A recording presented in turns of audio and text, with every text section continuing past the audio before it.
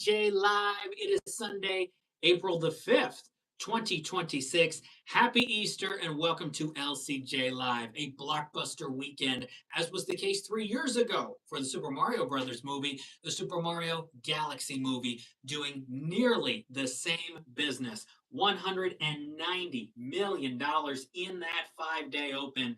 Tremendous. Huge business for the Super Mario Galaxy movie. Illumination, this brand of Mario with Nintendo Illumination, this combination is huge for movie theaters and for fans around the world.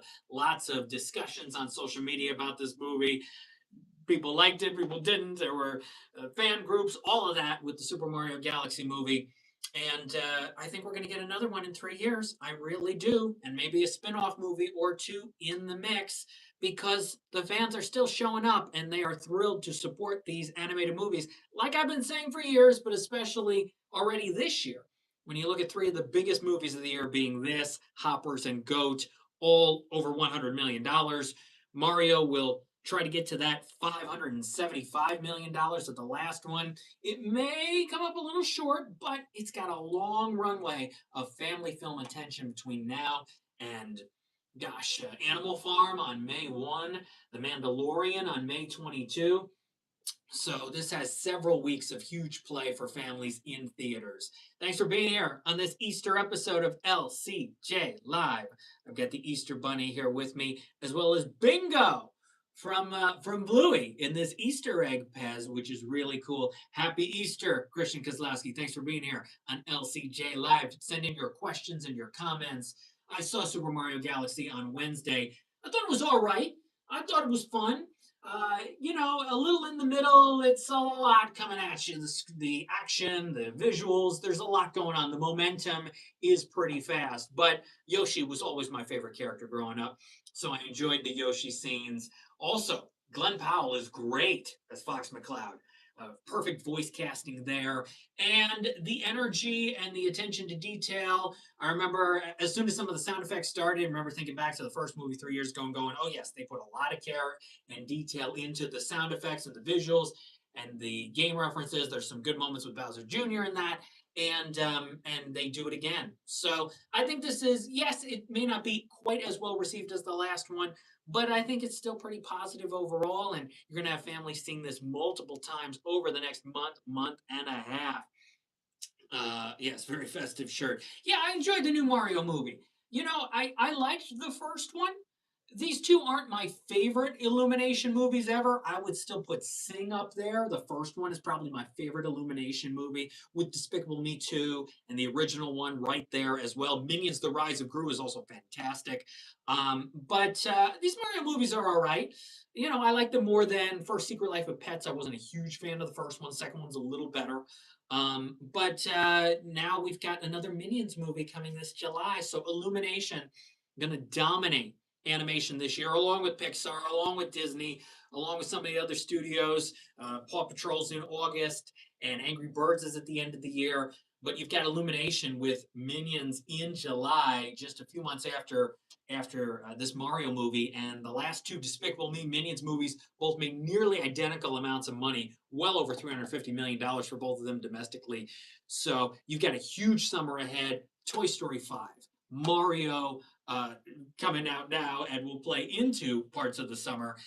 But then you've got Minions, you've got Paw Patrol, you've got the live action Moana, you've got Spider-Man, you've got a lot of big movies for the summertime for families. It's a big year for families for sure. What's up, Kelly? It's kind of awkward. Pete Crooks, happy Easter to you. Watched Honey Don't last night. Enjoyed Honey Don't. I didn't see Honey Don't, but Mario, $190 million. 146 was the 3 day of the last one, 204 5 day, 575 total. So we've got 131 and 190 for the 3 and 5 days of the Super Mario Galaxy movie. Easter 2029. I bet Illumination and Universal are going to announce the next one for Easter 2029. I think. I mean, if they can make one in 3 years, they're going to do another one and then another one. Look at Sonic. They keep making these Sonic movies every 2 to 2.5 years. The next one is coming out early next year. So the video game fandom for those Sonic movies is pretty strong as well. So yeah, they can just keep making these every 3 years. People will keep showing up. Passion of the Christ. Saw that years ago. Powerful film. The sequel, right, is in the works. Mel Gibson is making a follow up to the Passion of the Christ. That is on the way. That is probably going to make a lot of money when it is released. I think next year, maybe the year after, but I think next year. Yeah, that's going to make a lot of money. Speaking of movies making a lot of money, besides Mario, Project Hail Mary, $30.7 million. Its total is 217.2. As we've been saying, the biggest Amazon MGM movie since Amazon and MGM combined forces into that studio. This is a movie that I don't love, but it's a movie that I'm not shocked that audiences love because it is very simple. It is like comfort food. It is straightforward for the most part, but also with that spirit to it, and it's a positive role model for those into STEM, including older kids and teens. This is a movie people are going to watch for years to come. Project Hail Mary. Will there be a follow up? Does there need to be a follow up? Not every movie needs a follow up, but there may be one because now we have a franchise, maybe, in Project Hail Mary. But even so, this movie at 217, it'll probably get to 280, maybe more. It depends on how the next few weeks go. And then will it be remembered this time next year or a little sooner than that? At award shows, I think maybe. I really do. I really think that some groups, I could see Critics' Choice nominating Gosling for actor and the film for picture. I can picture that already. So I think Project Hail Mary is a movie that will be remembered for a long time, a standalone movie. Okay, Pete Crooks, who saw the drama? Alana Haim for supporting actress. Alana Haim's not in the movie a lot. Though, let me say this, Alana Haim should have been nominated for Licorice Pizza. I think we can all agree she should have been Best Actress Oscar nominated for that performance in Licorice Pizza, which is a fantastic movie. It is probably my favorite Paul Thomas Anderson film. Way better than One Battle After Another. Oh my gosh, not even a contest that Licorice Pizza is a great movie and One Battle After Another is just an okay, not really great movie. The drama opened to 14.4 million. It's one of the biggest opens ever for A24. It's up there for a 3-day open, and it's already the second biggest A24 film of the year so far. This is a movie I saw Friday, and I don't completely hate it, but it's not good. It's not. No, no. It goes for the obvious, and the commentary isn't nearly deep enough. And I'm not going to spoil the twist, which actually comes earlier in the movie than I expected. I'm not going to spoil that, but the ways that it all goes and the reactions and that whole final act. Yes, the movie is called The Drama, but it still does things that make you go, really? Did we have to go there? So yeah, it makes a couple points and introduces a few points that could have been more interesting if it went down a more serious path. But then there's stuff with the DJs and there's these other wacky little subplots they throw in, and you go, what in the world is happening here? And some of the speeches and some of the other things, and you just go, what? No, not a huge fan of the drama. Again, not a complete disaster. There's a little bit in the middle that works, but man, not much there. All right, let's go to number 4, Hoppers, 5.8 million. It's at 149.6. So we're at 150 million basically for Hoppers. And this is a movie that is pretty close to some of these other Pixar movies like Cars 3, which made 153, Elemental, which made 154. So it's going to make more than those. A Bug's Life made 163 back in 1998. So you adjust that for inflation, it's way more than that. But we're going to go past Elemental. So I think Pixar is going to be happy with that. I love Elemental. Elemental is one of my favorite Pixar movies of the last 10, 15 years. It's up there. That relationship between Wade and Ember is really good. And number 5 is Reminders of Him with 2.2 million. It's at 45.4. We are just shy of Regretting You's 48.9. We may get to that now. It's going to be very close in terms of Colleen Hoover adaptations. Thanks for being here for today's Easter episode of LCJ Live. We're going through the box office. How about A Great Awakening in 6th with 2.1 million? They Will Kill You in 7th with 1.9. It's at 8.8. Not a lot for that film. Number 8 is Durandar The Revenge, which added 1.8. It's at 26.1. Number 9 is Ready or Not 2, Here I Come, added 1.8. It's at 20.2. One of the bigger Searchlight movies as a Searchlight Pictures brand of this 6-7 year run of that. But The last Ready or Not, the first one, did 28.7. So we are not getting to the 28.7 of the first one. So some audiences not as excited to see a sequel to Ready or Not. And then we have at number 10, Scream 7, which had 915,000. It's at 120.6 million.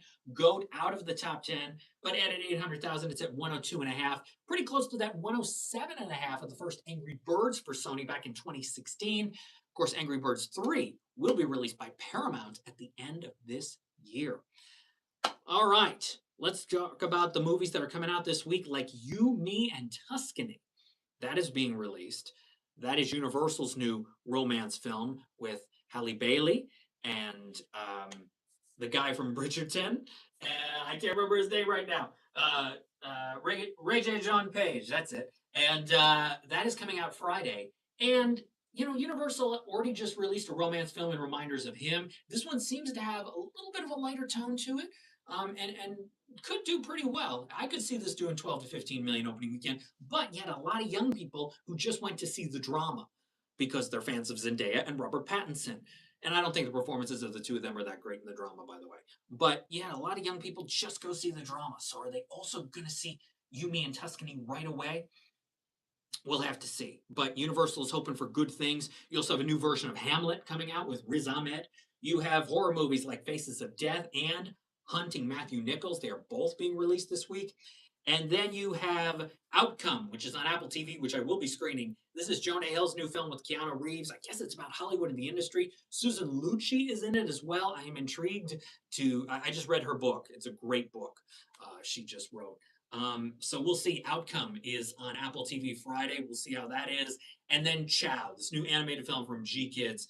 I spoke with the director and the animation supervising director of Chow. That Q&A will be on animationscoop.com tomorrow. Chow is a movie about the relationship between a man and a mermaid in Shanghai and a journalist who is uncovering more about this story. It's a really interesting framework, and it's got a lot of visual comedy and some music and then an emotional third act. If you're an anime fan, I recommend Chow because it will take you down interesting paths and is emotional and is interesting visually and with the story and the characters and the interactions. Chow, and you get more of that tomorrow at animationscoop.com. Chow in theaters this Friday. All right, let's see. Also, by the way, and I think I will be watching a little of this, the revival of Malcolm in the Middle called Life's Still Unfair starts this week on Hulu and Disney Plus. And I remember watching some of Malcolm in the Middle when it was on Fox years ago. Frankie Muniz, Jane Kasmerick, and of course Bryan Cranston. From the trailers and the promos and the ads for this Malcolm in the Middle revival, it seems like it's going to be as crazy and over the top and wacky as that show was. And what's interesting about Malcolm in the Middle is, for its time, I think it was bold and interesting, the approach it took and that slapstick humor and what Bryan Cranston did, and then the career change to Breaking Bad and a lot of dramatic movies. But they're getting back to that now. And in the 20-ish years since it's been off the air, there have been so many other shows that have come along that have been over the top. Family stories and adult comedies that have been so over the top. Does this tone and style still fit in a 2026 television atmosphere? That'll be very interesting with the 4-episode revival of Malcolm in the Middle, which I'll be watching a little bit. That premieres this week. All right. Well, when we're back here next Sunday for LCJ Live, we'll take a look at that box office for You, Me, and Tuscany, plus those horror films and Chow, and some of the other indies that are coming out this week. Mario will be number 1 again, and Project Hail Mary could be number 2 again. It depends on the word of mouth for You, Me, and Tuscany. That will be very interesting. We will preview some of the other movies coming out for later in April, like Lee Cronin's The Mummy, and Lorne, the Lorne Michaels documentary, which will be very interesting. Morgan Neville's done a lot of these documentaries lately, and the next one is on Lorne Michaels. Michael comes out for the end of April, and then we're into May and summertime with Devil Wears Prada 2 and much more. Go to animationscoop.com, lcj.podbean.com, toofast2films.com, youtube.com/lightscamerajackson. Subscribe to the channel, turn on your notifications, X at LCJ Reviews, and Instagram at LightsCamJackson. As always, Go to lights-cameron-jackson.com for more, and the WAMC website. I'll have a commentary on musician biopics coming soon to WAMC. And I'll be doing some other fun stuff this week that I'll be posting on socials, a few surprises. So keep it tuned to all of that. Thank you very much for being here for today's episode of LCJ Live. Happy Easter. Have a good day. Have a good week. Be well. Stay positive. Happy Easter, and I'll see you next time on LCJ Live. Bye-bye.